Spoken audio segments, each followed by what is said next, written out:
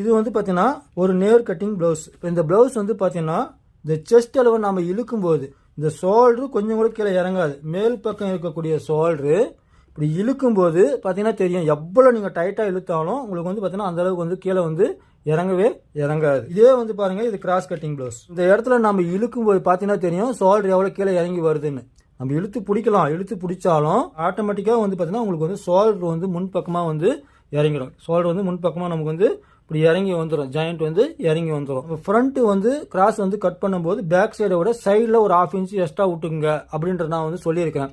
நீங்கள் சைடில் விடுறதுக்கு பதிலாக நீங்கள் மேல் பக்கம் ஒரு 1/2 இன்ச் ஏற்றி விட்டின்னு வச்சிங்களேன், அந்த கை ஆமோல் ரவுண்டு வந்து பார்த்தீங்கன்னா நமக்கு வந்து ஈக்குவல் ஆகும். அப்போ வந்து பார்த்தீங்கன்னா நமக்கு அந்த ப்ளவுஸ் போடும்போது அந்த ஜாயிண்ட் வந்து கரெக்டாக அப்படி இழுக்கும்போது கரெக்டாக வந்து நேராக வந்து உட்காந்துக்கும், கை ஆமோல் ரவுண்டுக்கும் கரெக்டாக வரும். ஏன்னா நம்ம இங்கே எக்ஸ்ட்ரா விடுறது தான் மேல் பக்கம் எக்ஸ்ட்ரா விடுறோம். அதனால் வந்து பார்த்தீங்கன்னா கண்டிப்பாக ப்ளவுஸ் ஃபிட்டிங் வந்து கரெக்டாக தான் வரும்.